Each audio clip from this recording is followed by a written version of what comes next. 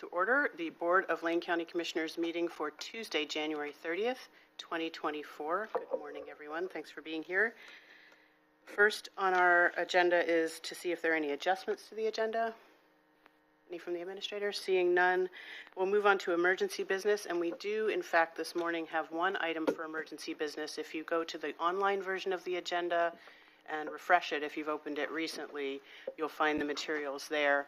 But it is related to the recent ice storm and our emergency declaration. And so I'm going to turn it over to our administrator to walk us through this item, and then we will have an order to vote on. Thank you, Chair and Commissioners. Good morning.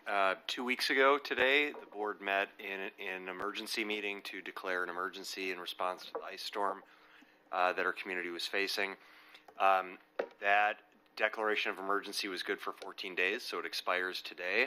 So we have before you a request to extend the declaration of emergency for, I believe it's 30 days, approximately 30 days to March 1st. Just want to make, and Steve Adams, our policy director, is here and can walk you through some more details.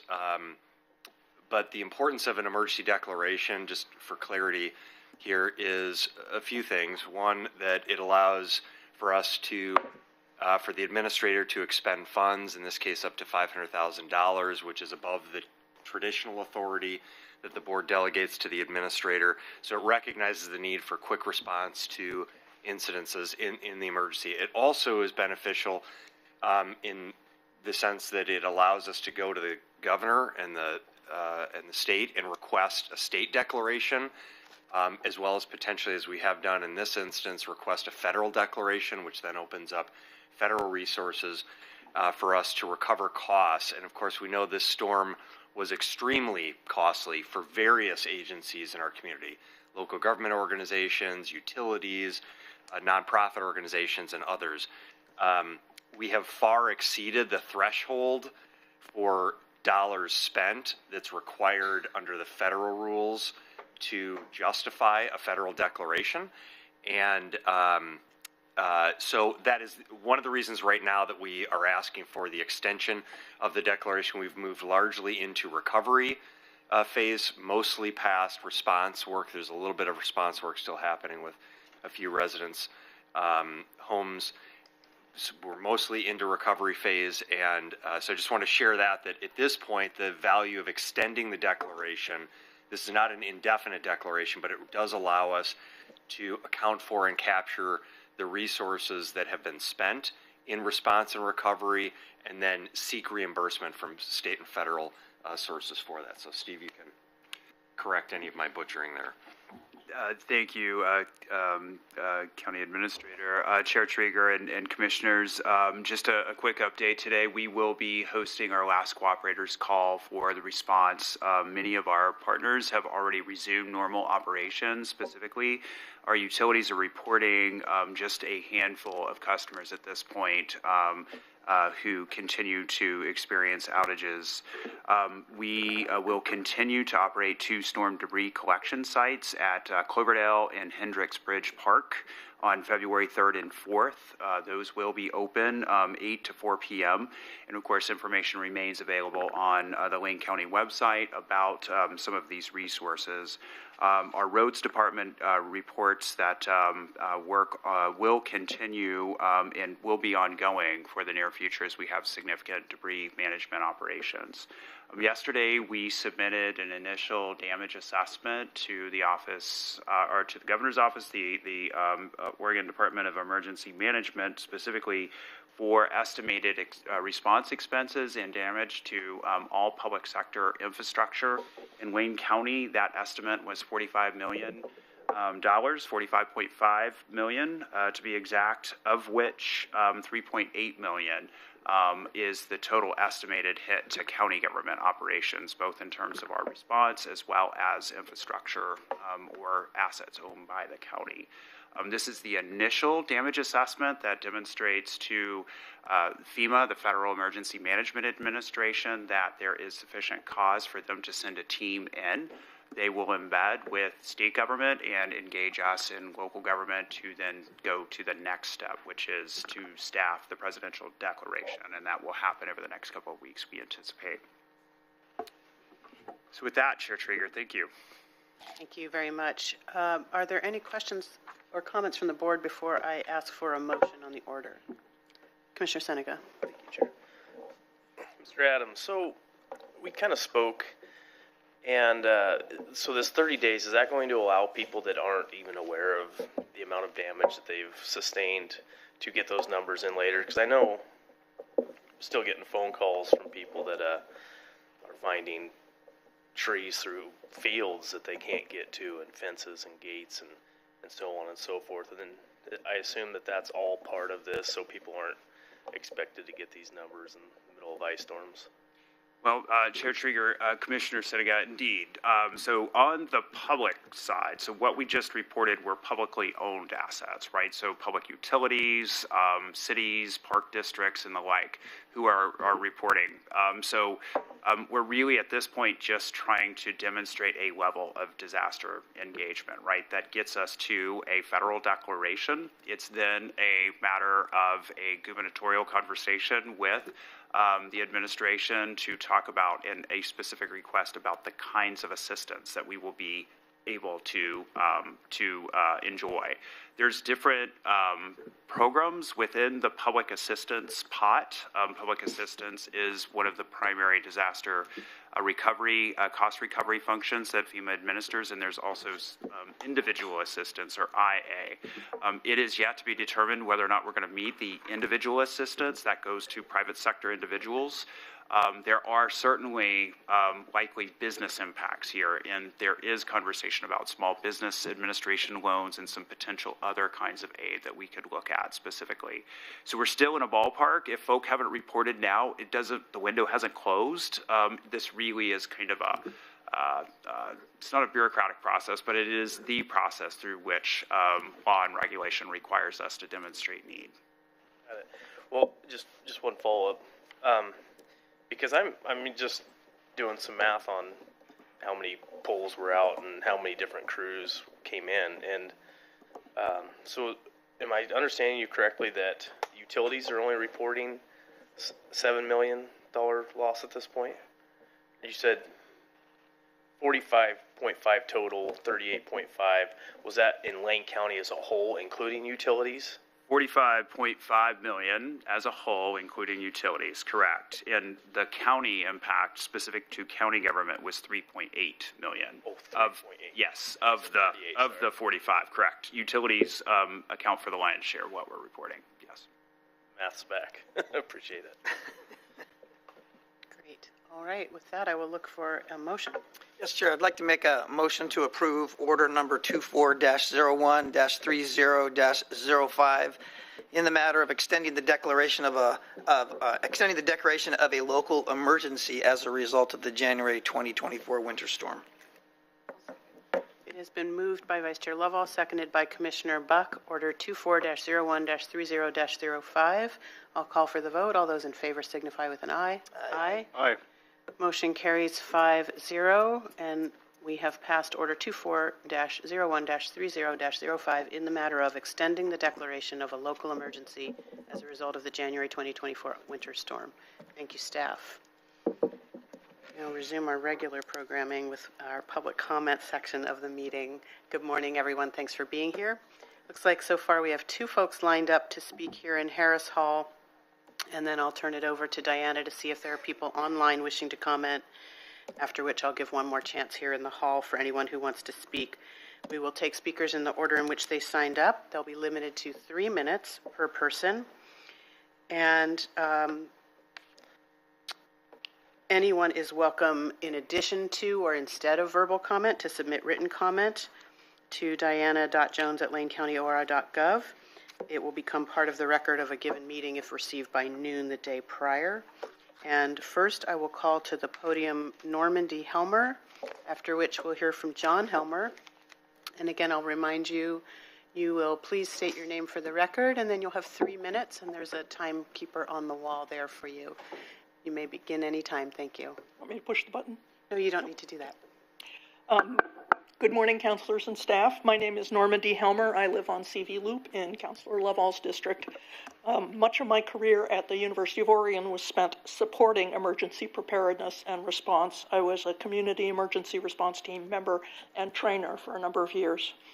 My comment is about the recent ice emergency and the need for transparency and coordination among local governments. The shelter system for storm refugees and unhoused county residents fell apart, as you know. Others have asked for a hot wash to identify the issues and solutions. We attended a Springfield City Council meeting last night, and others brought up these issues again, others independent from the Egan Warming Center people. Please provide a report on your internal findings and reach out to residents who may not have been previously identified as stakeholders in a broader effort to identify issues and seek solutions to the emergency response issues we found.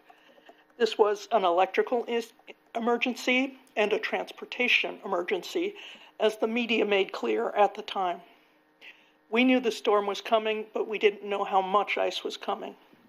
Clearly, the shelter system wasn't expected to be needed by storm refugees or to provide sustained shelter for other unhoused residents. The humanitarian aspects of response need to be addressed and made central to county and to the city's emergency planning. Obviously, at the core of the warming center shelter issue is the fact that so many people in the county are unhoused. I know you know that. I know you've been working very hard on addressing that issue at the root cause, but we still have so many people who have nowhere to go when the rivers rise. You know all of this about the general issues related to the emergency response, and I appreciate that you are all working on it. I ask that your efforts be inclusive and visible. You are my local government, and I rely on you to continue your excellent work in this area. Thank you. Thank you for your public comment. Next to the podium is John F. Helmer. A parade of Helmers. Good morning, Commissioners. I'm John F. Helmer, and I joined you last week, and you may recall with a thanks, but also a call for an assessment of what happened at the Egan Centers and more broadly, ways we can do things differently. So I'm coming again with a word of thanks. I always feel like it's worth starting there, and then a call for transparency in the process as we go forward. So in terms of thanks, again, just listening to this morning's agenda already, you think of all the people who are out there still fixing what happened in this community. I think I have to start there. But also the Egan volunteers who continue to press just to make things better. We had a group of 10 sign on to a single statement for the city of Springfield last night. So people are really engaged and care about this. I really want to thank all of you for your supportive comments last week, and particularly to Commissioner Lovall for his engagement in the future of the Egan Center in Springfield well before the ice storm and his work there. In terms of what we need now, my suggestion is that what's really needed now is a clear public statement about how this assessment process will proceed, including a commitment to sharing information with the public and the inclusion of all key players.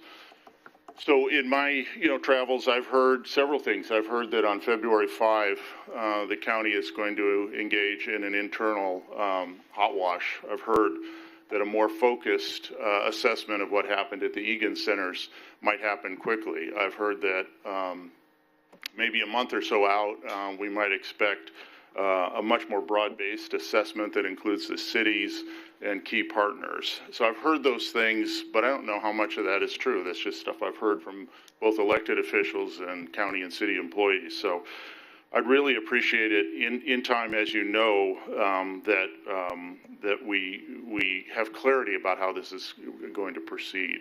So I strongly encourage that we do this so the public doesn't become frustrated and think nothing's being done. They don't know how they're going to weigh in. So if we can be very clear and know that lots of people care about this topic and want a clear sense of how to be involved going forward. So with that, if there's anything even today that can be said about how this is going to work and what the timeline will be and how we can be involved, I would appreciate hearing about that. Thank you so much. Thank you for your public comment. I understand there is no one signed up online, but let me just confirm that with Diana. Is that still the case? That is still the case, Chair Trieger. Thank you. And is there anyone else in Harris Hall wishing to make comment before the board this morning? Seeing none, we will move on to Commissioner's response to public comment and or any other issues or remonstrance. I will look to the board. Commissioner Farr. Thank you, Chair Trieger, and thank you for the testimony this morning, particularly regarding the ice storm and the Egan Center in Springfield. I'm going to look straight to you, Mr. McCracken, and I'm going to talk about our website on the ice storm. And I'm not going to go into too much detail, but I'd like to offer accolade to you and to the staff for the completeness of the website that includes, I'm looking down here, includes information from cities, and there are links to all of the cities and all of the information that cities are providing regarding their response to the ice storm, including West Fir, including Oak Ridge, all the cities. And then other sources of Lane County information. You have several links there. The website is very complete with lots and lots of links demonstrating what the county is doing and what's happening around us. And I guess the call is, and the question for you is, how are we going to be coordinating this for the future? I know you have a response to that because you and I have talked about it, but at some point today, maybe you can talk about what are we going to do? We always have our best lessons when we're not prepared. And how could we possibly have been prepared? If the National Guard had been mobilized 1 week ahead of time, we couldn't have been prepared for such an ice storm. But let's talk about what we have learned, what we're going to be able to do for the future, and some of the things that we can, because of what we learned in the last few weeks, pardon me, put in place for the future. And Ms. McCracken, thank you once again to you and your staff for the incredible completeness of the website. It's easily available online. It's called 2024 Ice Storm, and it's on Lane County's website. Thank you. Commissioner Buck. Thank you, Chair. I do appreciate the comments. I just need to say how wonderful it is to hear from you as a family.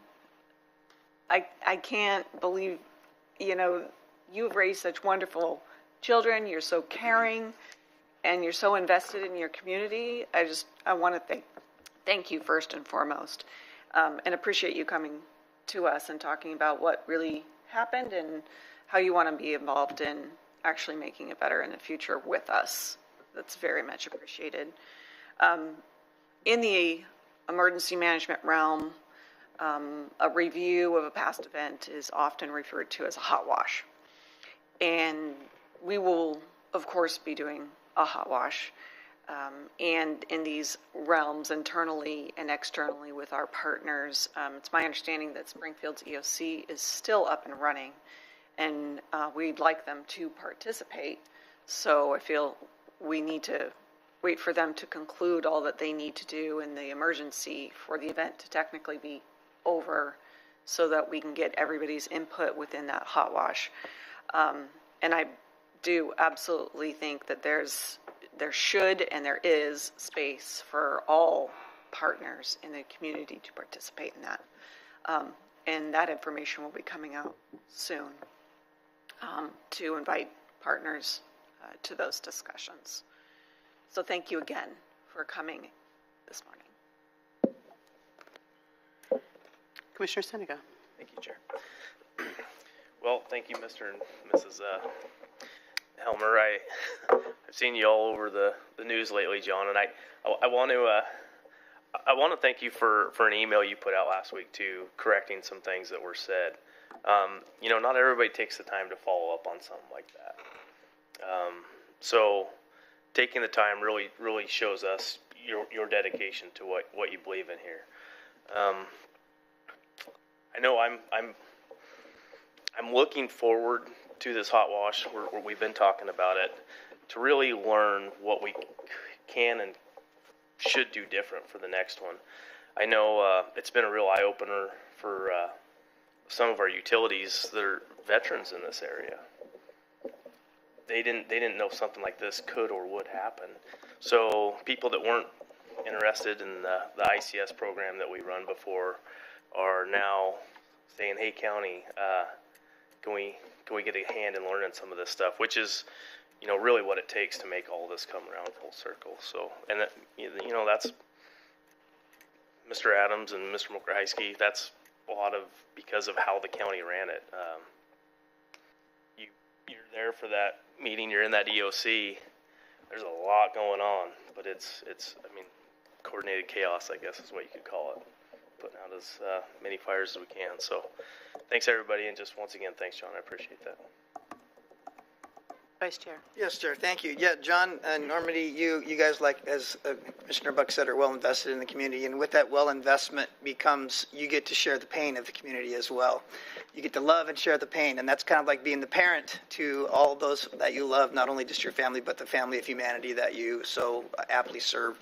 I just want to encourage us as we go through this hot wash that bring ideas to the table, bring desires to the table, bring whatever you see was the gap to the table, because your perspective is probably more valuable, but equally valuable as ours as we try to figure out what we could do better as well.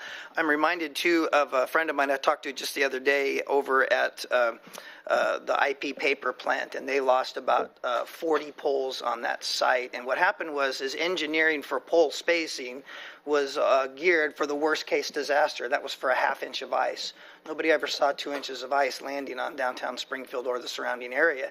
So when you have that kind of engineering gap in what you thought was a worst case scenario that turned out to be even worse than you imagined, then obviously we're going to have to reassess some of the things going forward, and those may be hard and expensive decisions, and they may take a lot of time. So I just wanted to put that out to the public, that we lost a lot of poles in this storm because the engineering we thought was bad was not bad enough. So I want to also caution us going forward that we can do as much as we can, but it's going to take some time to be resilient against something like this again in the future. But thanks again for coming. You guys rock. Thank you, everyone. I'll make a couple of comments, and then, pardon me, I'll turn it over to our administrator, who I think wants to give a little bit of comment since about what an after-action report looks like and who's engaged and what we can expect out of it. And I will just add to the chorus of thanks and also note, because I know at least Charlotte, your daughter, I have the family tree where has been very active over the years with the Arboretum, with Mount Pisgah Arboretum, and at least half of our county parks suffered significant, in some cases, really catastrophic damage. As you probably know, that particular park is closed indefinitely while they undergo repair and restoration. So I know your family cares about many living things that were impacted by this storm. And the administrator can make this a little clearer, but the after-action report, I think one of the things that emergencies do is they also make a little more evident and visible to the public what all the internal workings of a county government looks like. And so disaster response, individual organizations and entities and people in the community are focused on the area that they're focused on. And of course, critical and job one for us as county government as well is life and safety. And so housing and sheltering and protecting individuals is important, but our scope and also our ability to respond has a border-to-border responsibility of a nearly 5,000 square mile county with approaching 400,000 individuals in it. And so how we balance our recognition and commitment to individual life safety with that high-level authority and jurisdiction and responsibility is the balancing act. The last thing I'll say before turning it over to the administrator is there are hopefully you also are getting a glimpse into all the many things we do every day in addressing issues around creating more permanent supportive housing and providing direct services to folks who are the least resourced among us. And that's where there's also lots of opportunity for your input, for the direct lived experience of people receiving the services to engage. Lots of boards and commissions with opportunity for input, lots of chances to, and our staff is out in community every day, particularly our health and human services and public health staff, So that sort of transparency and feedback loop of what is it like to receive the services being given by the people receiving them is happening every day, all the time. This is a very unique and special situation and has a lot of structure and process around it for the county to both respond and then work in the recovery phase. So I'll turn it over to the administrator to talk a little bit about that recovery phase, which includes the after action and setting us up to do better next time. Appreciate all of your comments, commissioners, and Chair, to your comments, you made me think about an analogy I often use, and this is not a perfect analogy, but you know, cities are like an inch wide and a mile deep in the lives of residents, and counties are like a mile wide and an inch deep in the lives of residents. When you think about the geographic area and the communities that we serve, it's really wide, and the extent to which we can solve all of those challenges within all of those communities is fairly limited. And so you know, in some ways I like using that analogy because it does give an example of, like, you know, cities and smaller municipal organizations get really deep in terms of the level of service that they provide in the lives of those residents, but the sort of scope of the people that they're impacting is more narrow. This is all to say that in emergencies, of course, in really complex problems, not, you know, one organization is not going to be able to respond to all of those needs. And I will just share in the appreciation for the public comments this week and last week again, in that they're calling for really a community conversation around how do we do better.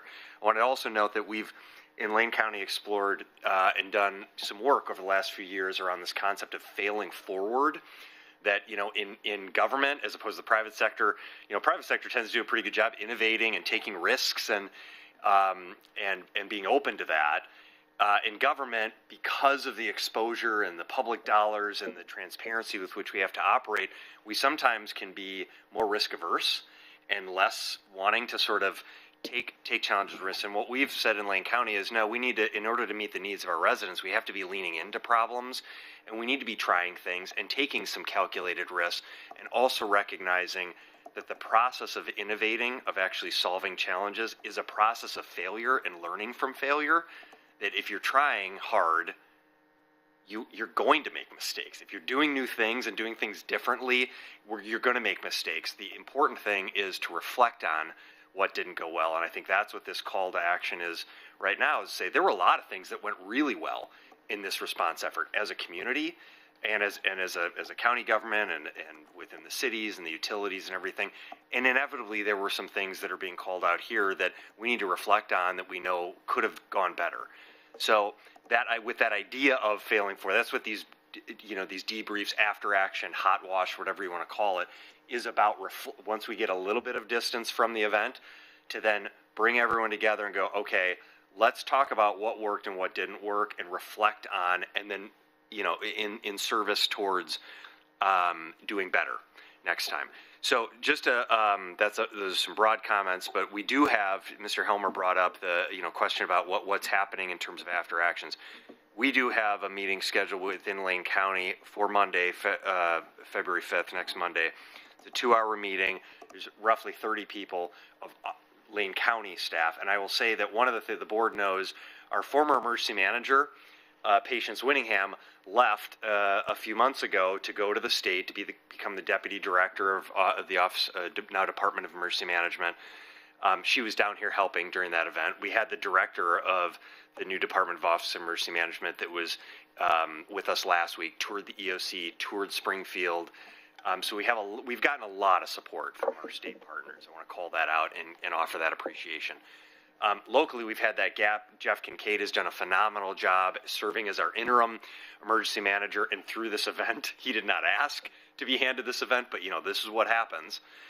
Did a phenomenal job of doing all that. And really, the county's role, just to go back to your point, Chair Trieger, is to support, in these sort of more widespread efforts, to support the truly local organizations, the cities, the utilities, the nonprofit organizations. So the county's not going to be in Cascadia or any of these larger events to be able to do everything in response, but we are the ones that are taking those requests and then trying to provide response and get resources out to meet the various needs. And so that's what Jeff was doing in this event. So the reason that we've scheduled the meeting on February 5th is because we have our new emergency manager who is starting on February 5th. That will be her first day. Tiffany Brown is coming to us. She's the emergency manager in Clatsop County, so has great experience there, worked with our former emergency manager, Patience Winningham, and we're really excited to welcome Tiffany on Monday. So we have this meeting scheduled Monday afternoon as our internal hot wash to say, we really said, boy, on our first day, are we going to do that? Well, yeah.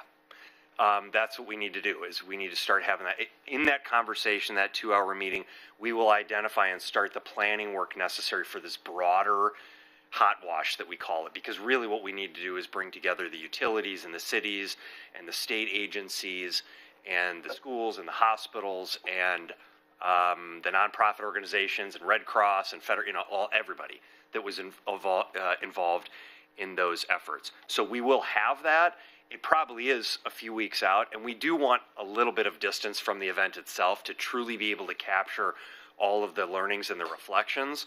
But I just want to say that Monday is the first opportunity, and we're excited to welcome Tiffany, and I think it'll be great to have someone new to the organization, the community, that can come in sort of with fresh eyes and hear these things and then help us really move forward. So more to come on that. I'm happy to report back on how that meeting goes and then on what the next plans are for future debriefs in the community. But just appreciate all of the continued effort to push forward and the effort to fail forward in learning from all of this work. Thank you for that, Mr. Mokohiski. So let's move through our agenda, and we have before us a consent calendar for anyone who wishes to see the details, such as they are. It's a very brief one this week. Those are available online, connected to the posted agenda, and I will look for a motion. Yes, Chair, I'd like to move and approve and adopt the consent calendar as presented for January 30th, 2024. I would like to second that. It has been moved by Vice Chair Lovall, seconded by Commissioner Farr, to approve the consent calendar for Tuesday, January 30, 2024. I'll call for the vote. All those in favor say aye. Aye. Aye. Motion carries 5-0. And next, item 6, we have Human Resources presentation on Order 24-01-30-02 in the matter of approving a new classification and compensation plan for our non-represented positions.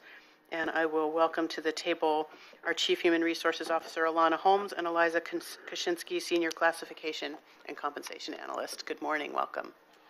Chair, Commissioners, good morning. As you said, my name is Alana Holmes. I'm Chief Human Resources Officer. I'm here today with Eliza, who is our Senior Classification and Compensation Analyst. You have a packet that was very thorough with a lot of information, and she will be sharing the work she's been doing to create a new structure regarding classification and compensation for our non-represented employees. So at this time, unless you have any questions to start, I'm going to turn it over to Eliza. Thank you. Thank you. Give me just a minute to start. We had some tech help in the room, and I think they've all left. So if you need help, Tanya's in the back, maybe. I am able to run your presentation if you'd prefer, Eliza. I've got it up on screen. That would be excellent. Thank you.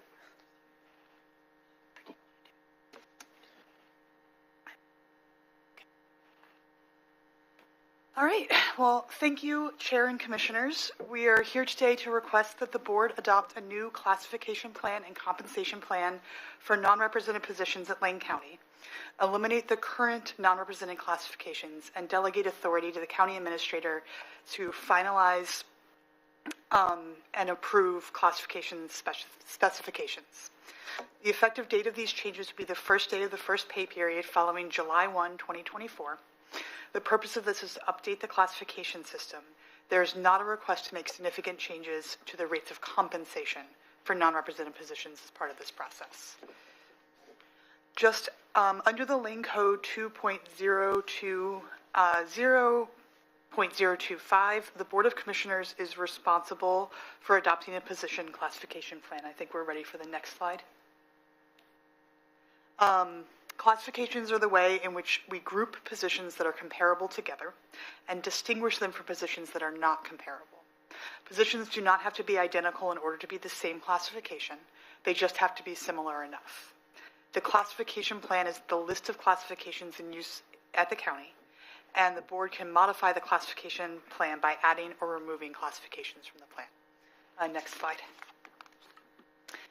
As a brief history, Lane County last adopted a comprehensive classification plan and methodology for the whole county in 1988. That plan used what was called a point factor methodology, and it is still in use for the majority of our represented classifications today. In 2006, the board adopted a new classification plan for non-represented positions that was based on the decision band method. The decision band method is what is known as a broadband classification methodology. In a broadband methodology, the criteria for what positions are considered comparable enough to be in the same classification is very wide. Instead of having 100 or so more specific classifications, the number of classifications was narrowed to 27, most of which were fairly general. Positions which, on their face, would seem to be quite different were placed into the same classification.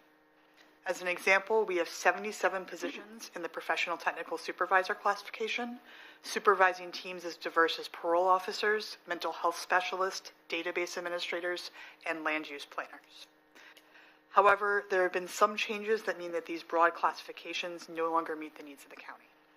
In particular, in 2017, Oregon passed the Equal Pay Act, which required that pay differences between employees doing work of comparable character be solely based on specified bona fide factors such as experience or seniority.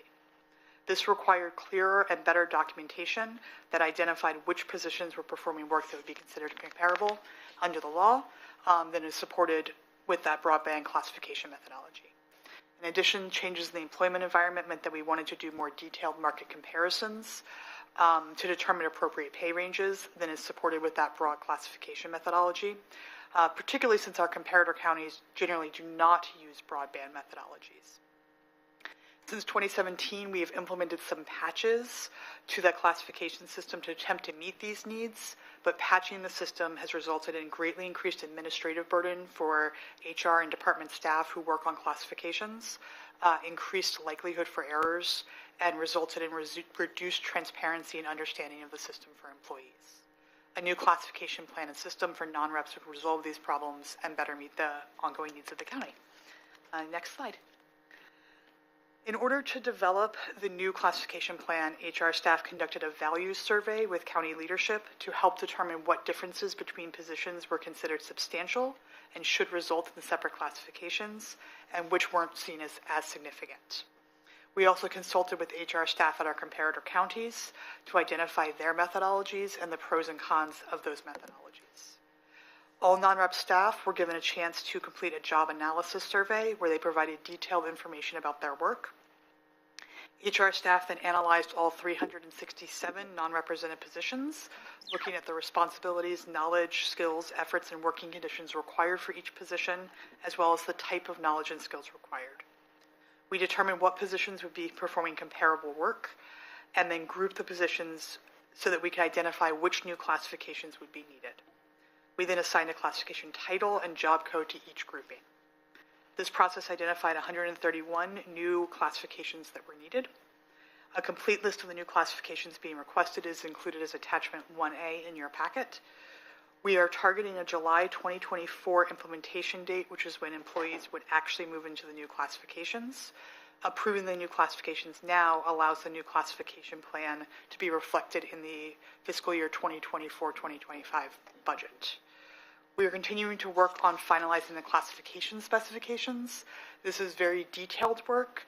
It isn't necessary to include all of these the specifications in order to implement things into the budget, and so we want to make sure we take the time to get it right. We are requesting that you delegate authority to the county administrator to approve those finalized classification specifications. Next slide. One way to think about the new classifications is as splitting out our old broad classifications into more specific new classifications. For the most part, the groupings are fairly intuitive and are well aligned with previous methods we had used to group positions when we needed more detailed groups.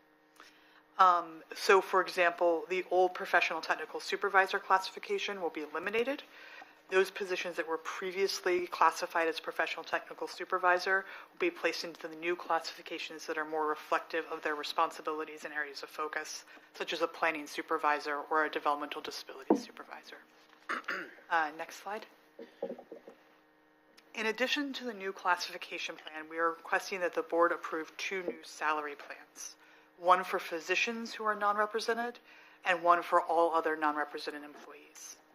The salary plan is the document that lists the salary ranges and steps for each classification. The purpose of this project is not to make adjustments to non-represented staff compensation. Under our regular cycle of compensation review for non-represented staff, we'll be reviewing compensation and making recommendations at the end of 2024. The new classification plan will assist us in doing a more complete and accurate review of the market at that time. However, the current salary plans in use for non-represented staff are very tied into the decision band classification methodology, and the structure is somewhat atypical. The new salary plan is designed to be more similar to standard formats for compensation plans and will work with the new classification system. Most grades on the new compensation plan are identical, down to the penny, to one of the grades on one of our existing compensation plans for non-reps. They have just been combined into a single plan. So you can see that grade non-rep C41 is exactly the same as grade 20. Grade non-rep B C43 is exactly the same as grade 37, and so forth. The new salary plans are attachment 1B and 1C in your packet. Which grade of each of the new classifications is assigned to is included in attachment 1A. For the most part, all of the positions are being placed in all of the positions included in the new classification are on the same salary grade. The salary grade for those classifications is simply the one that matches exactly with the grade that the positions are currently on. The only practical change in those cases will be that instead of being designated to be on salary plan non-rep B C43, the employee will be designated to be on salary plan non-rep grade 37, as an example. Their wage will stay the same, their step will stay the same. When they receive their next merit adjustment, it will be for the same amount as if we hadn't made this change. There were a handful of positions where we ended up with classifications where there were positions that were on different grades within one classification. In those cases where we had positions with multiple grades assigned to the same classification, the most common grade was used to be the grade for the new classification. That means that there are a few positions that are not moving into a grade that matches exactly with their current grade. Since the intent of this is not to change compensation, in those few cases, what we are doing is that they will retain their same wage when this change goes into effect, and then when they get their next merit increase, they would move on to the new salary grade at that point. The impact of this would be that when they receive their merit adjustment, it would be slightly different than it would have been had we not made this change. So really working to minimize those impacts. Next slide. If the board approves the new classification plan, staff will enter the new classifications into budget and personnel management systems and finalize the specifications over the spring of 2024. The new classifications would become effective the first pay period following July 1, 2024, and the new classifications would be used while conducting market comparison analysis for non-represented classifications in the fall of 2024, which is the regular cycle for non-rep compensation review. And then the next slide. And then thank you, and I'm happy to answer any questions. Thank you for the presentation. Director Holmes, did you want to add anything before I turn it over to the board? Chair, not at this time, thank you. Then I will look to the board for questions or comments. Commissioner Senega. Yeah, I just have one. Great job on, I mean, it's not overly complicated when you explain it. If I were to address this, it may have been slightly overwhelming. But what's the general consensus with the non-rep, and this might be more for Alana here, Ms. Holmes, with the non-rep employees? I mean, how is this rollout going to be addressed? Chair, Commissioner Senega, a very good question. As Eliza indicated earlier, when we launched this project, there was outreach via surveys so that each employee that is a non-rep had an opportunity to provide input on several criteria that was utilized to inform the work that Eliza has presented today. We have also had staff work on a communication plan where we have, first off, we met with our leadership team, then we sent them some communications. We rolled out something, I want to say, during December to managers and supervisors who are also non-reps to explain, the construct. And then last week to all non-rep employees. And in addition to that, Eliza connected with department heads and said, if any of you would like, for her to be able to come out and speak to their teams, she was available to do that. And I would say the majority of the departments that had impacts, that have non-reps that are changing through this process, invited her out, and she's been involved in conversations with groups and then certainly with individuals as needed. And overall, from what I've heard, and Eliza's been the one in those conversations, those have gone very well. It helps for people to be able to ask her the questions specifically. As you said, classification and compensation work is a very specialized field in human resources. It's a very tiny part of the population, and it's because it is, as you know, as you've heard today, very complicated, detailed, and specific. So having her be the one to lead those conversations and answer the questions, I think, has helped us to be successful with that. Eliza, is there anything you would like to add? No, thank you. Thank you. Commissioner Farr. Thank you, Chair Trigger, and thank you, Eliza and Director Holmes. We talked last week, and I applauded then, I'll applaud now, the hard work that went into this to bring things into an equity that's never been there before. We took a big step, Ms. Mokraski, you'll recall, 6-7 years ago when non-represented employees had not had received pay increases for a long, long time. That was a big step, bringing us up to a point where a certain amount of parity was reached. This seems to take us pretty close to the rest of the way. A lot of work, 131 classifications.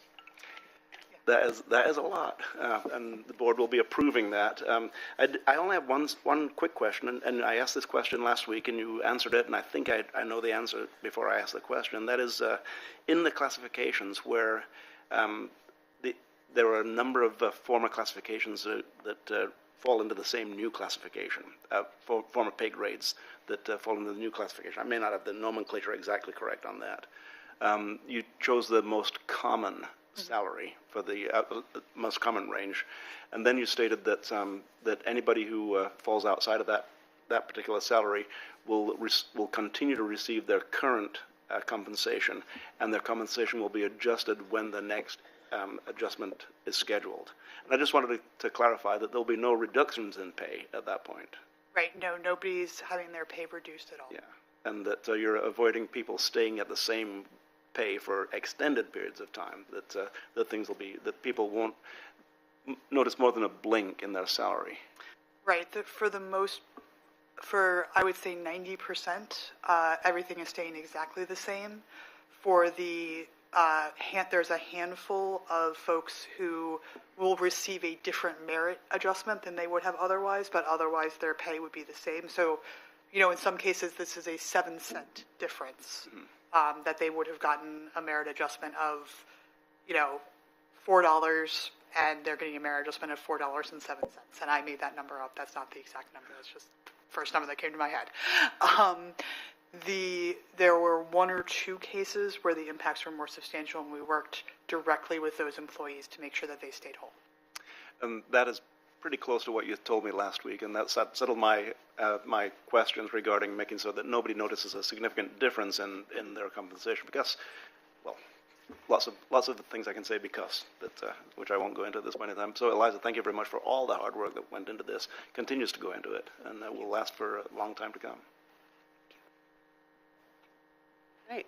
Seeing no other comments, I will just say this is a perfect example of often we are really steeped in the policy of how we're delivering services, but we also are steeped in the policy of how we're managing an organization with people who are delivering those services. And this is one of those great examples of some important internal policy and creating greater efficiency. But thank you for all the hard work.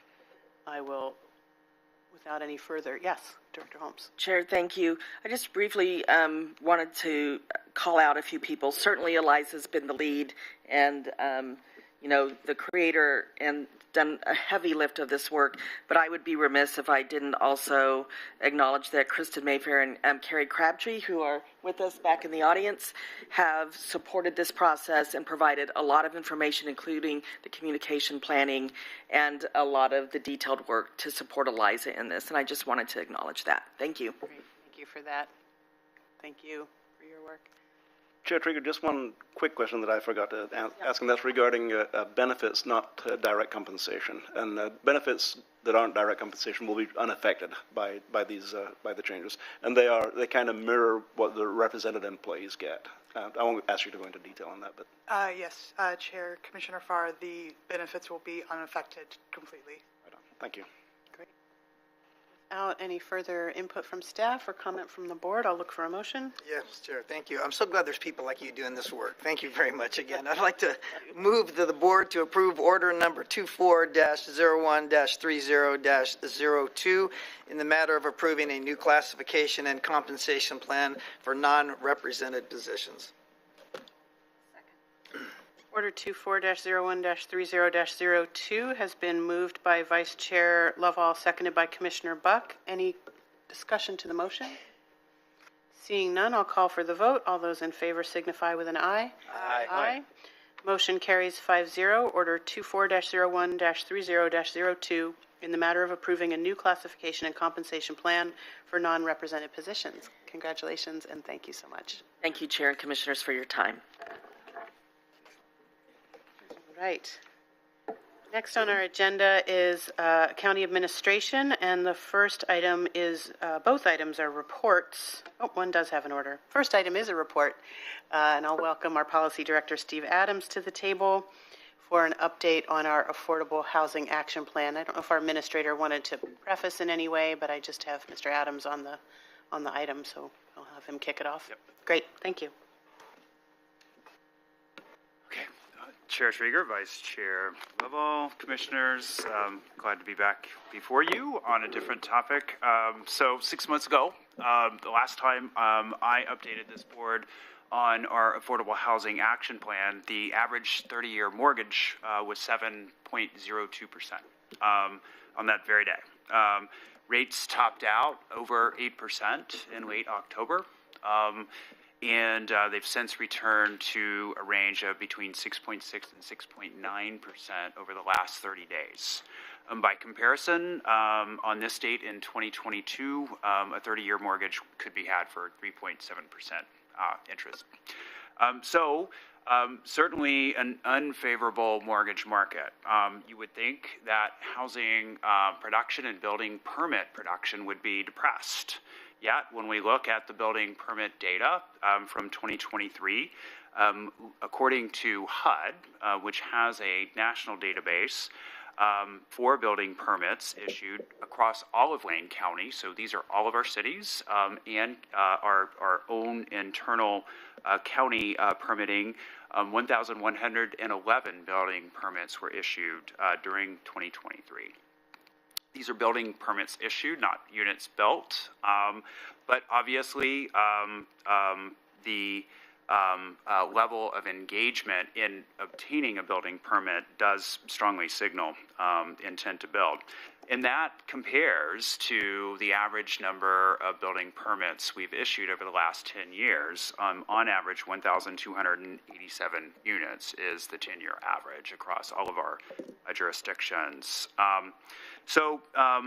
That is, however, only about a third of the annual production that we are estimating that we would need across all of the jurisdictions within the boundaries of Lane County needed to meet our 5-year estimated deficit of 16,400 units, specifically as determined by the Eco Northwest Regional Housing Needs Assessment. So if we were to, in fact, eat that in 5 years' time, we would need to be doing over 3,200 units a year. Housing demand, certainly at lower interest rates, will clearly pick up.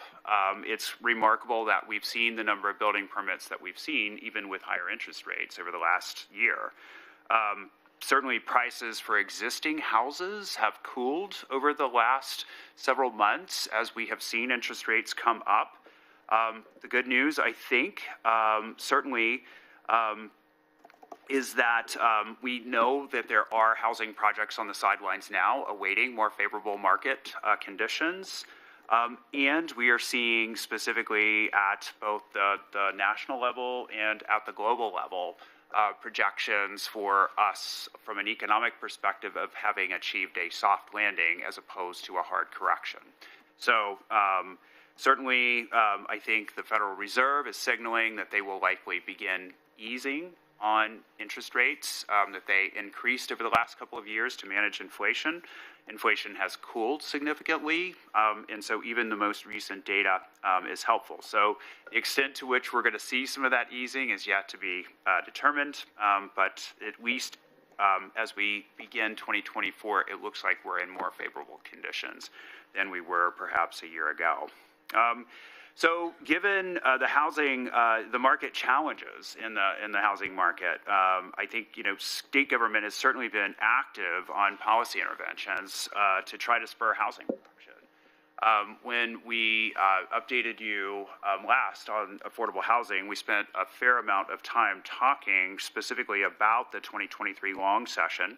And you really can, it was a busy year from a housing and unhoused services perspective, but really you can kind of boil it down to two primary focus areas. The first was really kind of focused on reducing regulatory barriers for housing production in Oregon, mostly through policy.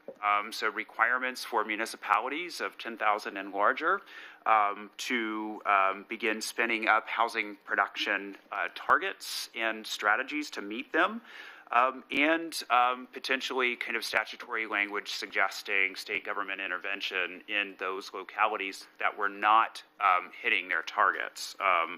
There was additional legislation looking at streamlining commercial to residential rezoning, building housing on commercially zoned land as well, and then expanding the kind of duplex, multiplex construction on single-family lots in cities now from 10,000 previously now down to 2,000. So really starting to think about smaller towns in helping spur production there.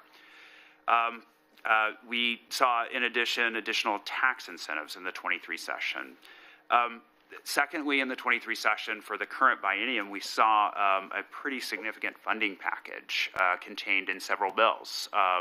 $650 million in bonding authority, which we should see starting to roll out very shortly from state government to help finance affordable housing. And also throughout the end of session bill, a number of different pots of funds for things like technical assistance and other efforts at the local level.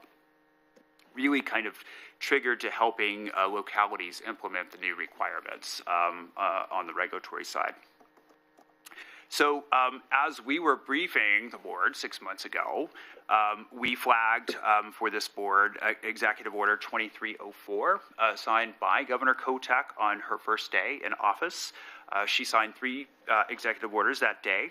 Certainly the all-in housing efforts, specifically addressing the unhoused crisis, received the lion's share of the focus that day. But the 2304 on housing production set a 10-year goal of building 360,000 new units across Oregon, 36,000 a year, to address past underproduction and to accommodate additional population growth. That executive order created a housing production advisory board, which was only then beginning to sped up and get underway after session. And staff, myself, recommended that a more local version of that housing production advisory board could be a beneficial activity for us here, and a recommendation, such that we could use that process to really fully understand how we could benefit from the legislation that was being passed in the 2023 session. That statewide advisory board has concluded as of December of this year, and they are in the process of kind of packaging up specific activities, but it remains to be seen how the findings of that group are really going to be translated into policy. I think there's been a fair amount of focus on much of the barriers to housing production in Oregon, and we're seeing perhaps different focus areas beginning to kind of permeate the conversation. As we've observed events over these past few months, we're of a view that this local task force would largely be redundant if we were to spin that up here locally. And I don't think it would, in fact, generate the results that this board would want to see, given the kind of staff investment in doing that. And I think we make this point based in large measure on what we're beginning to see shaping up for the short session that begins next Monday. So tomorrow we understand that Legislative Concept 19, which apparently has been assigned Senate Bill 1537, will be the governor's housing bill for the short session. So we're eagerly anticipating seeing the final text of the bill. We've seen some kind of short one-pagers. Mr. Kyler, our intergovernmental affairs manager, was engaged on this through the holiday period and did, in fact, submit comments to the governor's office on early drafts based on this board's previous guidance. So what we understand, and we've yet to see the bill, and we're very keen to see so, but specifically, I think we are seeing elements of 3414, the legislation that did not pass last year, beginning to show back up in this bill. So the governor is proposing to create a new Housing Accountability and Production Office within the governor's office to oversee housing production in some of the activities associated with last year's legislation. So this would essentially create a unit that can oversee more rapid coordination of activity across the Department of Land and Conservation Development, Business and Consumer Services Department, Business Oregon, and the Oregon Housing and Community Services, OHCS. So with each of those have different pieces, from building codes to land use to affordable housing finance. Those are meant to kind of be in a more coordinated fashion, a SWAT team, as it were, to help accelerate production specifically. Perhaps most exciting, I think, from our perspective, is some of the funding mechanisms that the governor is proposing specifically. Last year in the 2023 legislative session, I think we saw a focus on removing regulatory burdens from that, and you often heard municipalities speak to the fact that they lacked specific infrastructure investment. This was a huge barrier, and it wasn't necessarily that cities did not want to produce housing. It was that they lacked sufficiently buildable sites to be able to do so, that we didn't have as many shovel-ready with wet and dry infrastructure ready to go. And so I think we're beginning to see some of that really influence where the work is moving now, and where potentially where policy is headed. So what we're seeing from the top line is a $40 million site acquisition fund. Loans and grants to support the purchase of sites for new low and moderate income housing. A $10 million site mitigation and readiness fund. So this would take care of issues like brownfields and other environmental hazards that might be on a particular site to ready it for redevelopment. A $5 million local housing infrastructure planning capacity grant. So this would be technical assistance to get locals ready to partake of state or federal resources for infrastructure investment. An additional $10 million pot for local housing planning technical assistance, which could be helpful, particularly for smaller municipalities. Infrastructure and housing funding at infrastructure funds to support housing production at $200 million specifically, and another $200 million pot for moderate income housing finance. So there's a number of other provisions specifically, including provisions that no doubt will foster conversation within the legislative session regarding one-time bump outs of urban growth boundaries for housing production, and specifically for how the production of lower to moderate income priced housing. The Eugene Springfield metropolitan area, the opportunity would be for eligible cities with populations above 225,000 would allow for an increase of 150 acres. But within that 150 acres, there's a number of stipulations as to what density and other kinds of requirements and affordability requirements that would be included within the requirement. Quick question. Yes. We don't have any cities of that size, but you mentioned Eugene, Springfield, so can we consider the metro area as one size, or does it actually have to be a municipality? Forgive me, Chair Trieger, I was having an order of magnitude problem, 25,000. Thank you. 25,000, not 250,000. There you go. Yes, thank you. 225. Yes. So that is the particular of what we are seeing coming forward. So Wayne Gretzky, the hockey player, famously said, skate to where the puck's going to be, not where it is. I think at the end of the day, the staff really has begun to think about where the puck is going to be after this short session. We believe a task force, as we had previously presented to the board, is no longer where the puck is going to be. We believe that really focused effort within the policy division from a housing production perspective is likely to generate the resources. So, the county government has made specific investments in accelerating and amplifying our grant seeking activities within the policy division associated with the ARPA program and the American Rescue Plan Act program, and we have been able to build grant capacities more broadly, and we've really focused on the opportunities associated with the extensive federal grants that are available to us. That, coupled with the intergovernmental affairs work that we've been doing, I think positions this work to be super focused on trying to support the efforts of Homes for Good, other local nonprofit affordable housing developers, and our smaller municipalities as a particularly rich vein for us to mine, really looking for opportunities to ensure that we can identify, secure some of the infrastructure investments that we believe will move the needle in terms of housing production. Over the last several months, we've had the opportunity to meet with some of our smaller cities to really fully understand both their economic development as well as their housing production challenges. They see those two issues as one and the same in large measure.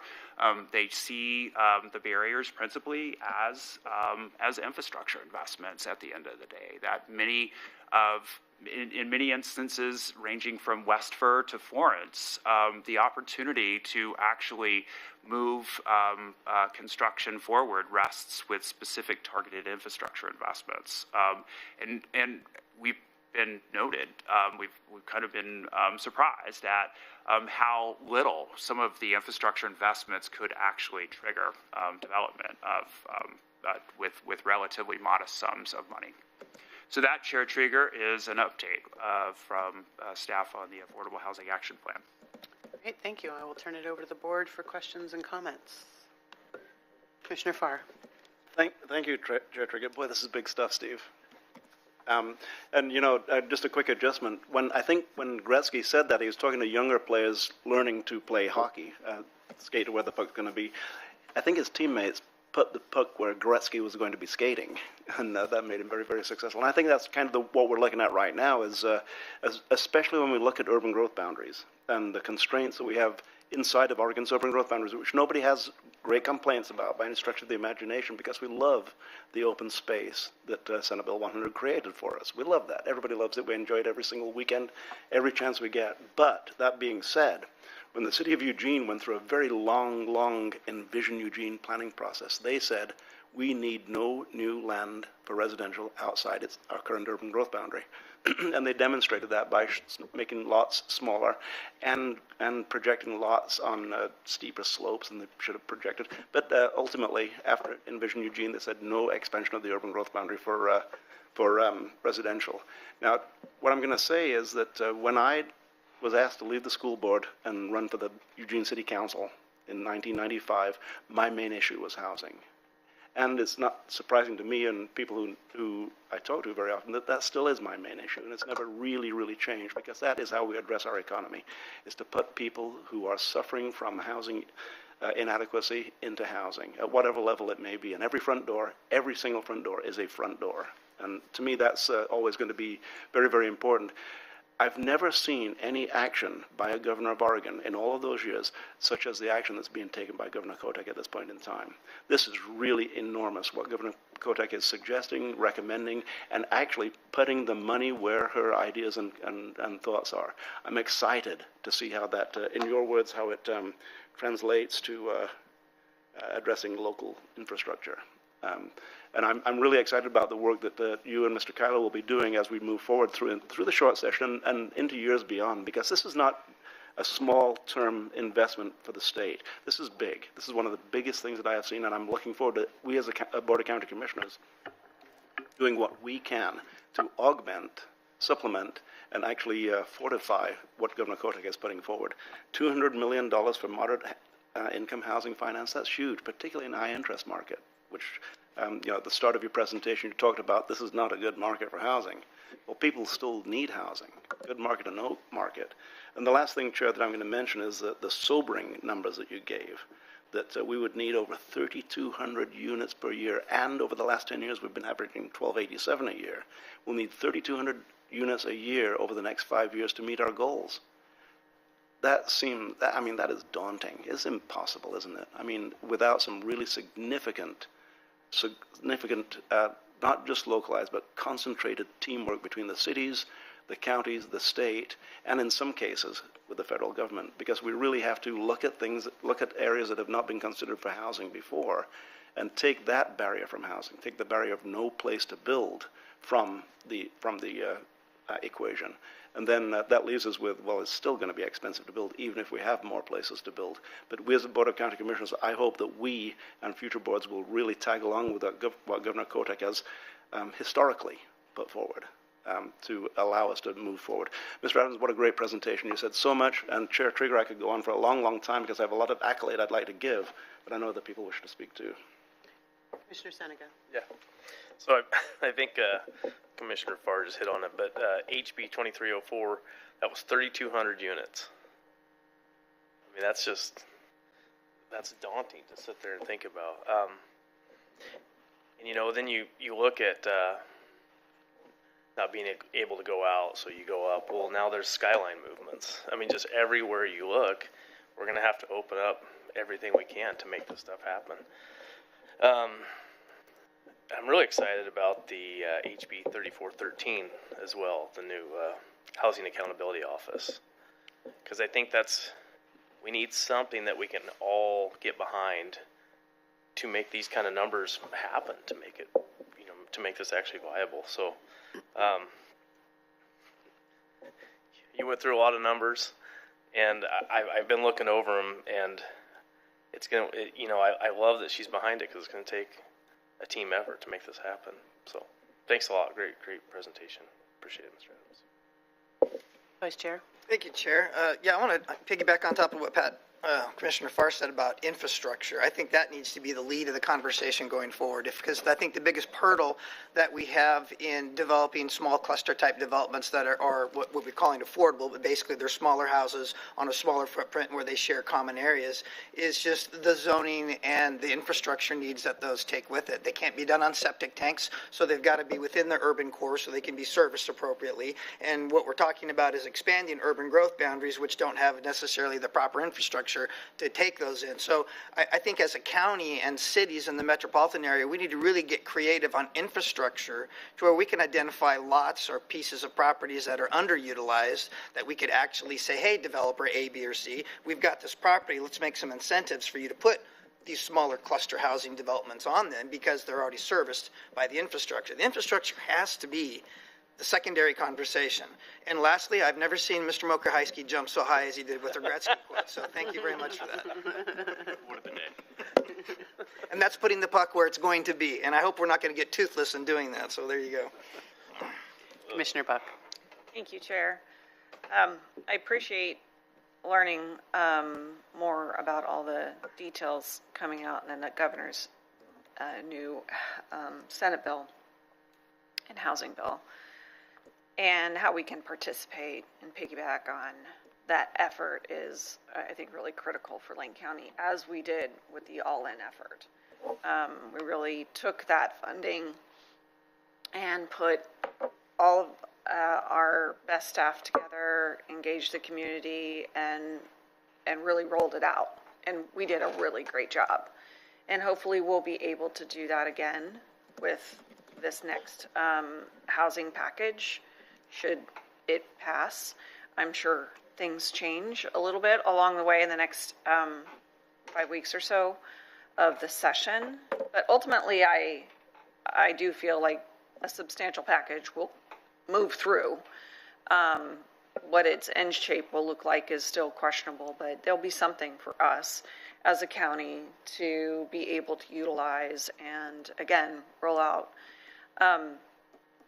And in your brief, it continues to state that those that need the housing the most are generally under 80% AMI.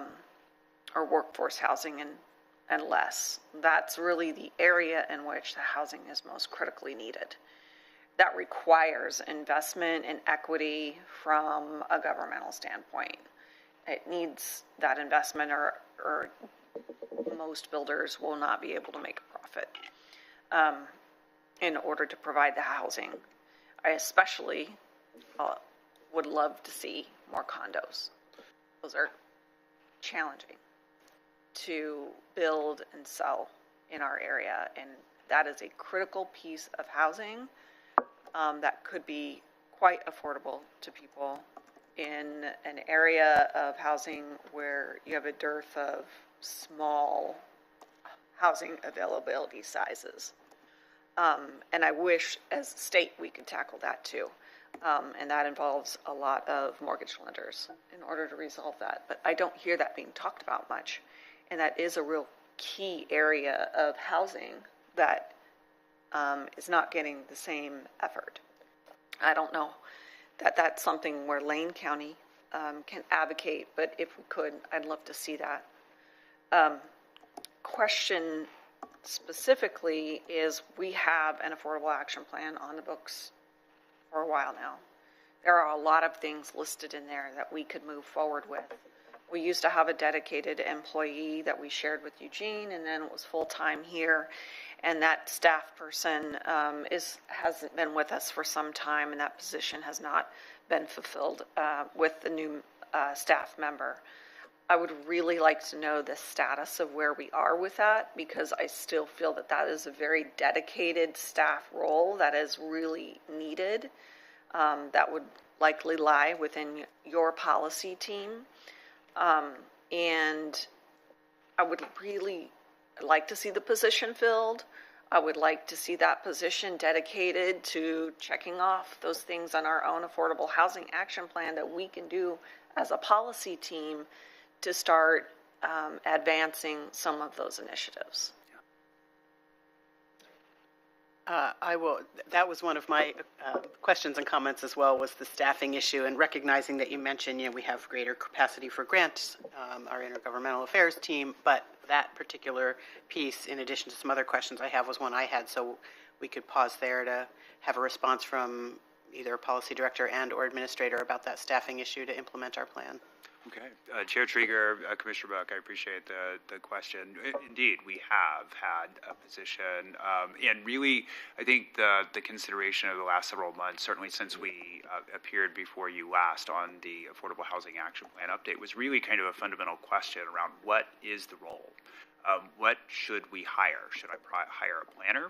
Should I hire a financier? Should I hire a project manager, right? So those are three different skill sets with three different kinds of roles specifically for us in terms of how housing, we can advance housing. And I think certainly in conversation with the county administrator and with colleagues within county government, the sense is that we really want to be action oriented and we really wanted to understand exactly how the kind of policy environment was really beginning to shape up. And I think what we have kind of struck upon is really a very action-oriented role for this position. So less of a convener and more of a support kind of project manager type in terms of moving projects forward. So I think we've reached consensus from a staff perspective about how we can work in concert with our grants team and our InterGov team, really looking for these opportunities, looking at every possible federal source of funding, right? USDA rural development, for instance, for other specific kinds of project in rural Lane County, and really understanding what those needs are, and working in concert with our community and economic development program as well. So as we're in the process of staffing that up, that enables us to really kind of identify. So our intent is to launch a search for that position in very short order and to bring that on board. And I'm very much looking forward to having some additional assistance and helping keep you apprised of our progress on the housing front. That's good to hear. And just in addition, I would really like to see some of those policies that were in the Affordable Housing Action Plan actually come to us to deliberate and review once this position is filled and they've had some time. Just add one additional thing on the position. We did in this last year shift how we fund that position, so it's now funded with video lottery support. You may or may not know, video lottery are dollars we get from the state of Oregon that are restricted to be used on for economic development purposes. So we're intentionally funding this role with state economic development dollars because we view this as a portfolio that's closely tied to economic and community development. So Steve mentioned that kind of partnership and work along with our economic and community development office, because we're also looking. So, and you talked about a project manager, someone who's going to be action oriented.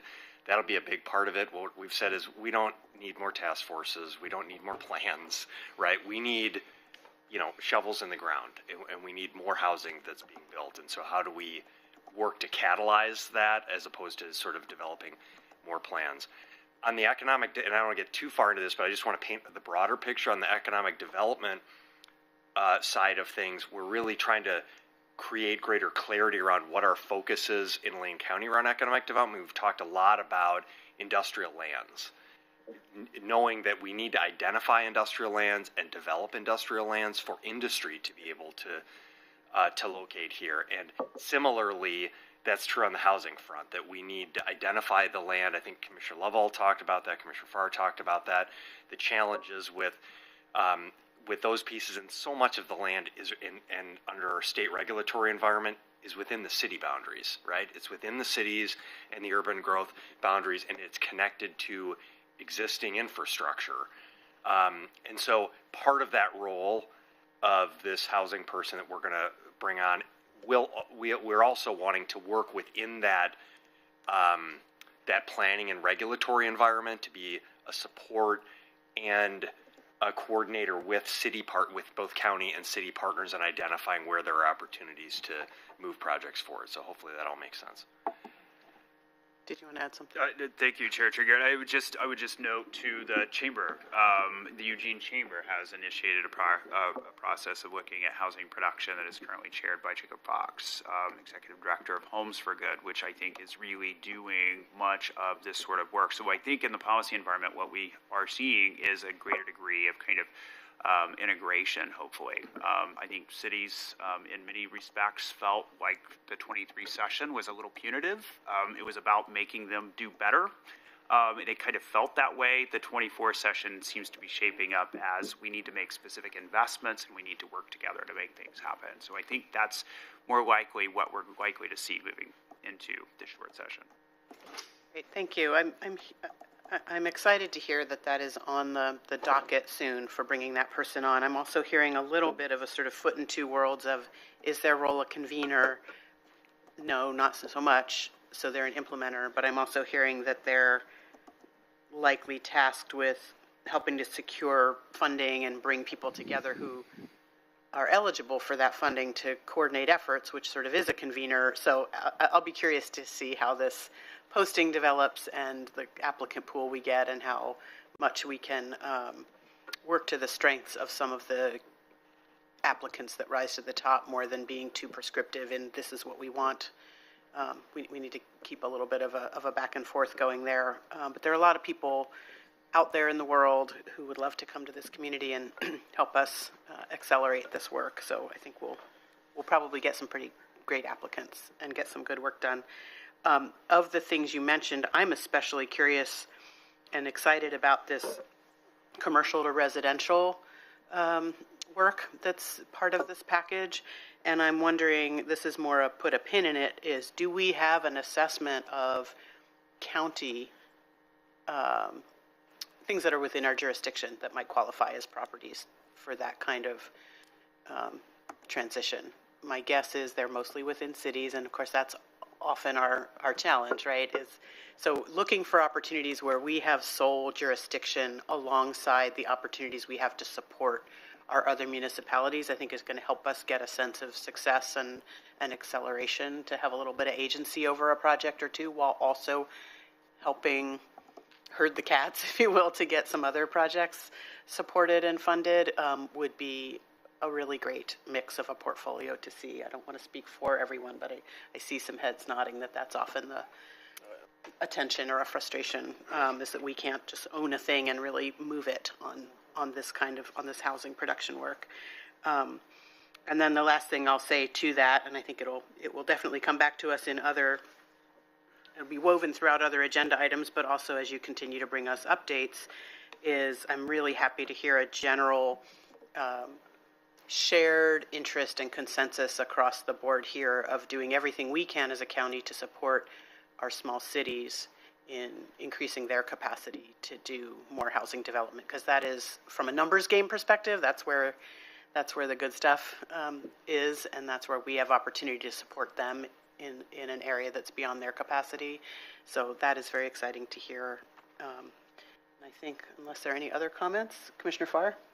Thank you, Chair Trieger.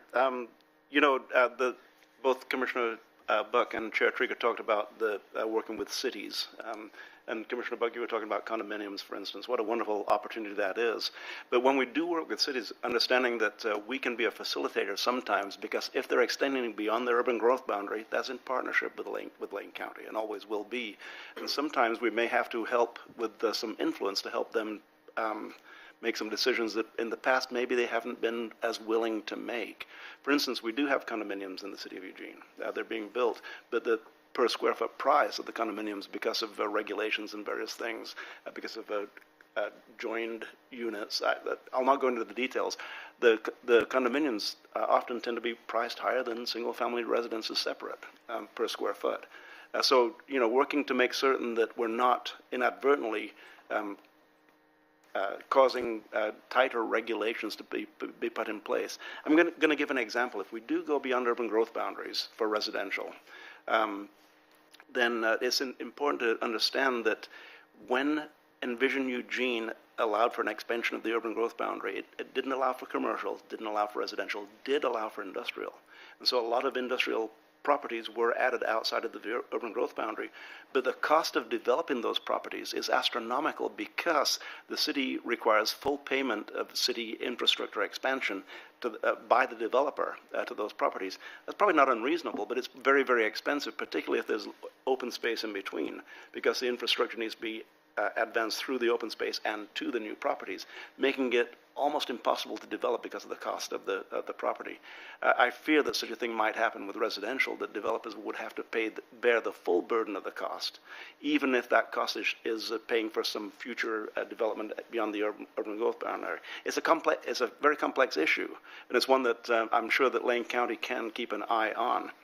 Another example is that switching commercial to commercially zoned land to residential land. Well, once again, I'll go back to the city of Eugene. When they expanded the urban growth boundary, they didn't expand for commercial or residential.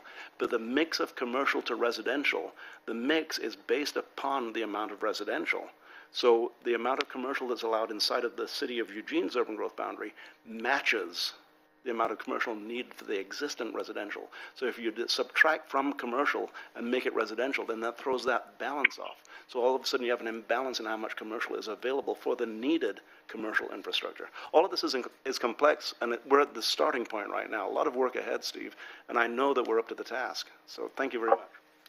Thank you for that perspective, too. And I will just add in this, I use the word post lightly, post-COVID era, I think everybody's relooking at commercial property and what it's used for and how much we need and the structure of it. So could be some real opportunity to work with our partners at the City of Eugene and the 11 other incorporated cities to maybe rethink anything they have on the books that's modeled on something that we now see really differently. Yeah, great. Looks like no other questions from the board. Any concluding comments from staff on this item? Not at this time, Chair Trigger. Thank you so much for the time. And thank you for that report. And we will move on then next to item 7B, which is another report and an attendant board order with a report on a legislative committee update. And I'll welcome to the table our Intergovernmental Relations Manager, Alex Kyler, to join the staff already assembled. Thank you. Good morning. Good morning. Thank you, Chair Trigger. Board members, you should have a package in front of you. It's a little awkward, tell you the truth, it's sort of out of order, this presentation, because due to the ice storm, we were trying to figure out how to juggle a previously scheduled legislative committee meeting, and ultimately we're now not able to convene legislative committee as we had hoped. So what is before you is a document that I prepared on behalf of the policy division, and we're couching it. We made sure to flag that in the order that you have, that this isn't really a typical report back of legislative committee. It's really recommendations from the policy division. So you'll recall that after the long session of 2023, the board did amend this document, the priorities and principles document, twice. The first time was really trying to forecast what was going to come during the lead up, the interim and the lead up to the 2024 short session, and we put some priorities in place that gave staff flexibility to begin working. And then later we came back when we really understood how this, the legislature had formed up the Joint Committee on Addictions and Community Safety Response. We were asking you to adopt a set of principles that already now exist in the document. So what you'll see in this document is that I really made most of the amendments to the priority bills section for 2024. And some of that is because we'd, like I said, already done some stuff with, for example, Measure 110. Some of it was because the things that I thought back after the 23 session might gain some traction for the 24 section didn't really come true. So what I've also done is not necessarily moved them out of the document altogether, but shifted them from a sort of a priority stance into just a regular principle stance later on in the document. In particular, we did that with respect to the Tort Claims Act amendment and the Lane County Fairgrounds project for a multi-use Stabilization Center, and the IMRF as well. So there were a few things that, like I said, just didn't seem to get any traction for the 24 session. The amend county service district statutes to allow for non-contiguous boundaries, and amending municipal utility statutes. So those we've just sort of taken off from the 24 session, and we can revisit those in the future if and when they could very well come up when we've got much more, runway in the 25 session. So moving to the scope of this also includes what we're trying to do for the United Front trip, which is now scheduled for the week of March 17th.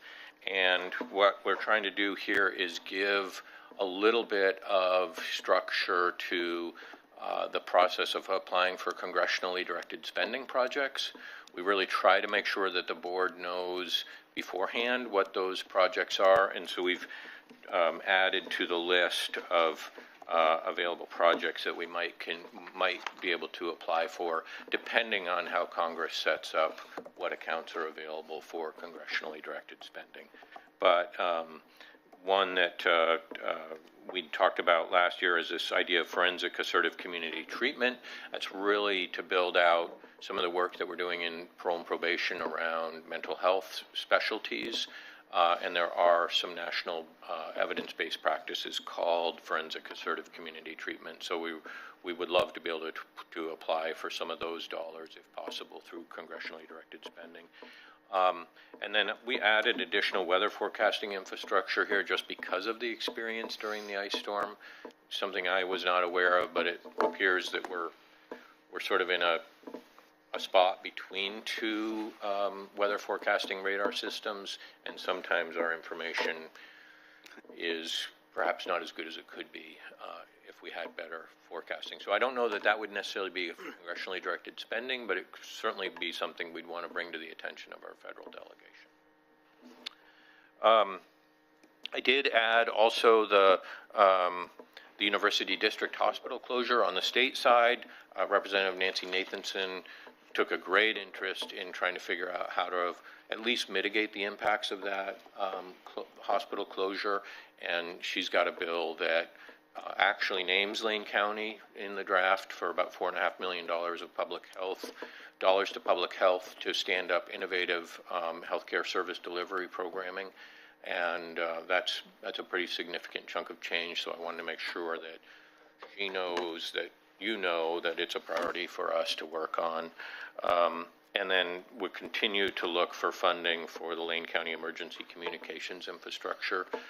If Congress can get a bill for the current federal fiscal year to the President's desk for adoption, we've got a congressional directed spending project that would give us some of the money for that project, but it requires some matching funds. So we're going to see if we can figure out how to get the legislature to appropriate some money for that program.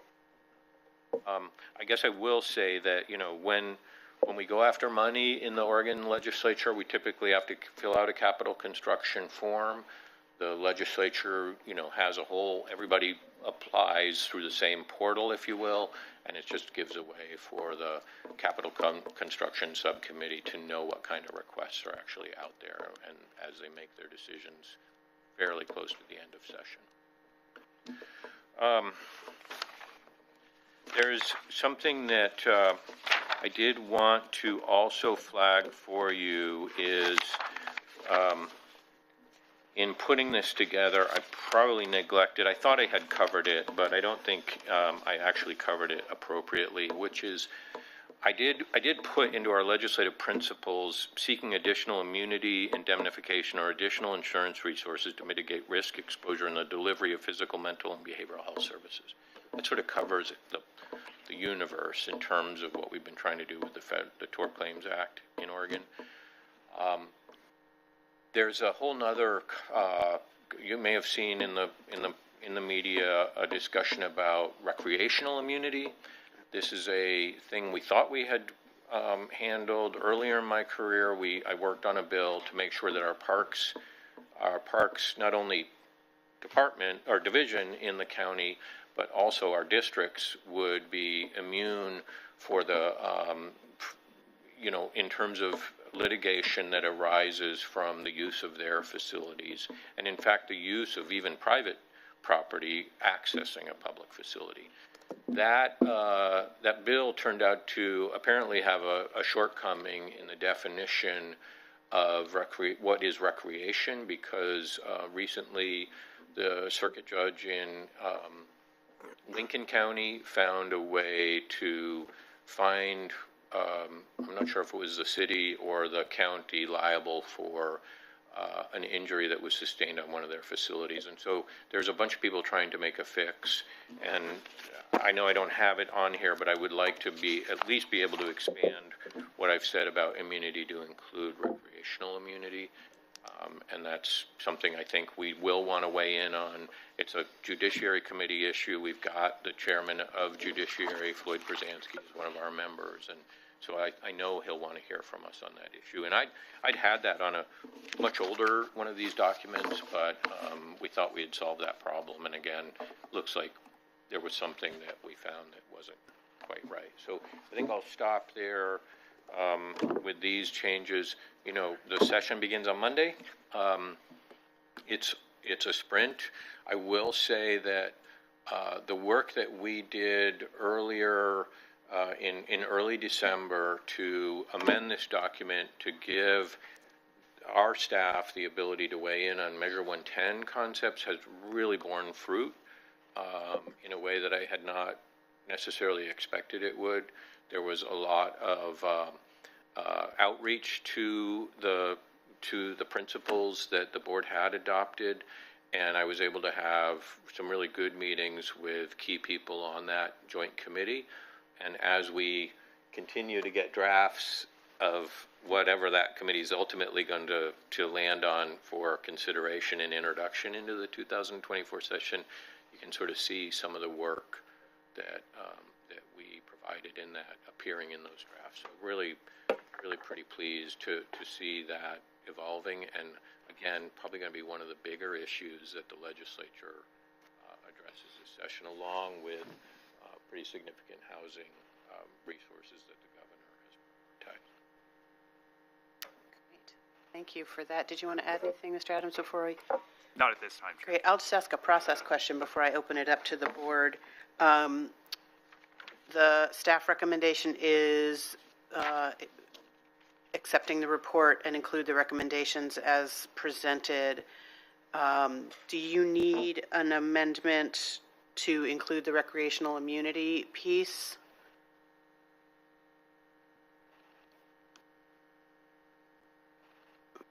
Yeah, I mean, I think if you could make an order, whoever makes a motion to support this, if they might say, as amended per the intergovernmental manager's recommendation on recreational immunity, I think would suffice, and I'll make sure we just add that once. This thing becomes its proposed document right now. Once you adopt it, I'll change it to the adopted version, and it will be good until I'm next in front of you with changes to it. Great, thank you. I'll open it up for questions. Commissioner Farr. Thank you, Chair Trigger. And, when it's time for that motion, I would love to make the motion. I'm not ready at this point. Let's have some discussion first. But the only thing I'm going to say is that, this is a pretty complete document. And what I've observed, Director Adams and Mr. Kyler, in the years that I've been working, is that our effectiveness as a county inside the building, we get a lot of things done. And it's in no small part because the board has always given you a little bit of breadth of operational latitude. And not a bit sometimes, operational latitude and trusting the way that you will handle our business in the building. I love that because you don't have to turn around every corner and ask if you can do something. We give you a broader slate of I'll use the term latitude again. I like that. I hope that the board continues to do that because we are effective. for that reason. You don't have to make a quick phone call to say, is it okay if I ... You know it's okay. We've given you that latitude, and then you give us a report back on the effectiveness of what it is that you did. And you're always very, very complete in how you implement the instructions that you receive from the board, the general instructions that you receive from the board. The order today gives that kind of latitude. I will, of course, Chair, if it's all right, I'll make the motion when the time comes. I do love that latitude and giving you the opportunity to make the most of what is one blink of a session that we have in front of us right now. Just a blink. In many instances, it'll just be kind of setting up what happens next year in this session. But those blinks, that blink is important, that we get our foot in the door as much as possible. The latitude gives you that such an opportunity. So once again, thank you very much. All right, well, I will just appreciate the challenges of the ice storm were many, not the least of which were the rescheduling and then the rescheduling and then ultimately the inability to reschedule our legislative committee meeting. Thank you for flagging for me, Commissioner Farr, that you'd like to make the motion as a member of the legislative committee. That makes sense to me. And I will just say I appreciate your ability to give us some focus on, as Commissioner Farr points out, we give you these broad principles, but you've brought to us what you'd like to focus on. I think it's only fair, given that our legislators are limited to 2 bills per, plus the committee bills, that we also present in the building with a very, with a narrower focus than we might, and that everything on here that we are elevating as our top priority for this very short session are things that are really not only unanimously agreed upon by this board as important, but are exactly what we're hearing from the community, that they want to see us move forward without any question, really, that I can see. There's nothing here that doesn't meet that. So thank you for that. Thank you for taking on the responsibility of bringing us a document like this without the committee input. Just for folks' information, that committee is made up of heads of multiple divisions and departments in the organization, so it is a lot to take on without the usual support and input you get from staff and leadership. So thank you for that. And without any further discussion, Commissioner Senega. Yeah, I have a procedural question. Is now when we pick a representative for the United Front trip as well, or? Chair Trieger, Commissioner Senega, thank you for bringing that up, and I did mean to ask that. Yes, March 17th is our United Front trip, and we typically support a commissioner who goes on that trip. Usually we've got, mayors from Eugene and Springfield, board chair from Springfield School District, the board chair from the Lane Transit District. We don't really have anything written in stone. The practice at one point in time was, a chairperson from the previous year would be the person who goes to Washington D.C. on the United Front trip. But like I said, there's no really established guidance or policy on that. So it would be good. We're trying to make arrangements right at the moment I think we have hotel rooms, but no name associated with who's going to stay there. So if there is a way that you could signal to us who wants to go on that trip to Washington D.C. the week of March 17th, it's a great experience. Commissioner Trieger, I think you've had several trips now. Commissioner Buck had the virtual trip, which was really challenging, but we managed to pull it off. And so, it's Commissioner Farr has been a couple times. Yeah, I mean, anyway, so if there is a way doesn't have to really be in the motion, but if you could give us some head nods or how you want to handle that.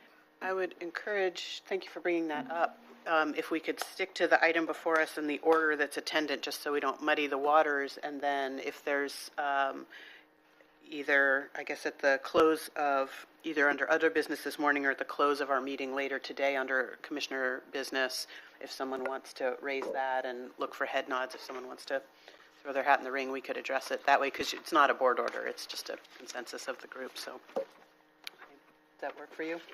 Great. Any other questions to this item? Anything else from staff on this item? Then I will look to Commissioner Farr for a motion on the order. Thank you, Chair Trigger. And just a preamble to the motion, Mr. Kyler and Director Adams, I've made it clear all along the respect and the trust that I have in the work that you do in the building.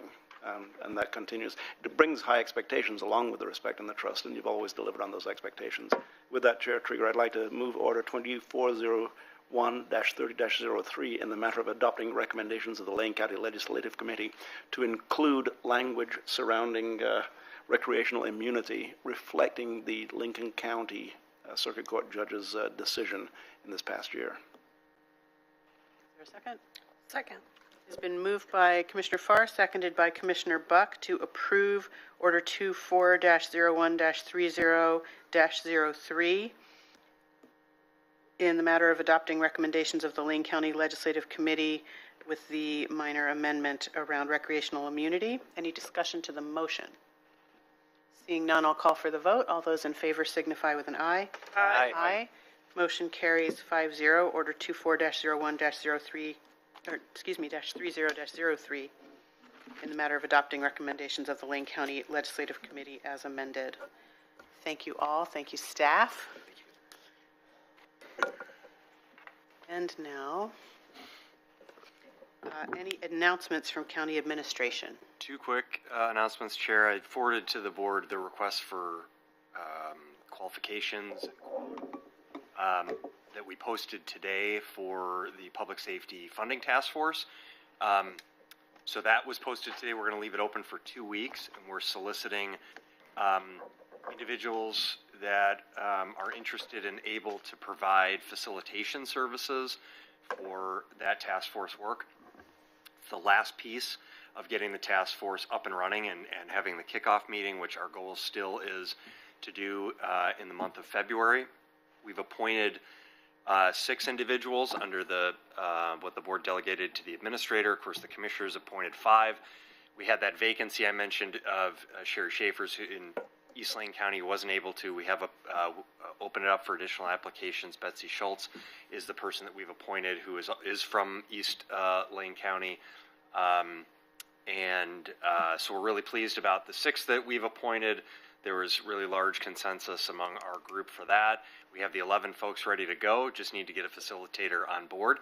So I sent that to all of you and would just encourage you that if you know individuals that you think might be good in that role, to point them, share that information with them and ask them to submit their information, and we will start review. We're going to leave that open until filled, but with the first review in 2 weeks to see what we have there.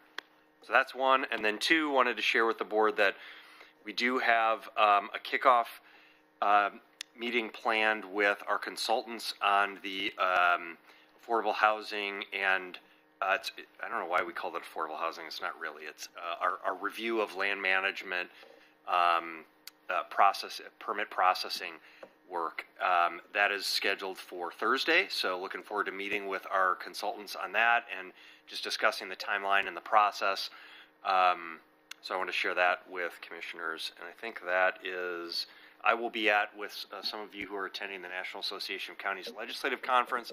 We have some great policies that are going to be, I think, introduced there and led by Lane County, particularly around mental health, the Mental Health Parity Act, and the Mental Health Task Force that the National Association of Counties has created. And so, yeah, that's that for now. Unless you have questions, that's all I have. I just have one question. The Public Safety Task Force, are you waiting to bring a facilitator on to convene, or is the group going to convene and get some grounding and background before there's a facilitator? Ideally, what I'd like to do is get the facilitator on board and then start do the kickoff meeting fresh with that facilitator. Otherwise, it can be kind of clunky. Yep. If for some reason we are not able to identify a facilitator in a timely fashion to allow a kickoff in February, then we may pivot and consider having that kickoff meeting. We don't want to. We have been communicating with the 11 members that have been appointed to let them know we did lose a week during the ice storm. That kind of delayed some things. I mean, actually almost 2 weeks because of all the response and our staff work there. But we're still on track, I would say, to have a kickoff meeting in February. Great. Thank you. With that, we have an 11 a.m. time certain executive session. I will read us into that. We will move directly from that into our lunch recess. And after I read us into exec, we will then reconvene here in Harris Hall at 1:30. The Board of County Commissioners will now meet in executive session to conduct deliberations with persons designated by the governing body to carry on labor negotiations. This executive session is held pursuant to ORS 192.660, Section 2D, which allows the Board of Commissioners to meet in executive session for the purposes listed. Representatives of the news media and designated staff shall be allowed to attend the executive session. All other members of the audience are precluded from attending. Representatives of the news media are specifically directed not to report on any of the deliberations during the executive session, except to state the general subject of the session as previously announced. Members of the news media are not allowed to tape, video record, or otherwise record an executive session. Verbatim notes are prohibited. No decision may be made in executive session. We reserve the right to come back out into public session should the need arise. At the sound of my gavel, we will recess until this 11 a.m. remote-only executive session.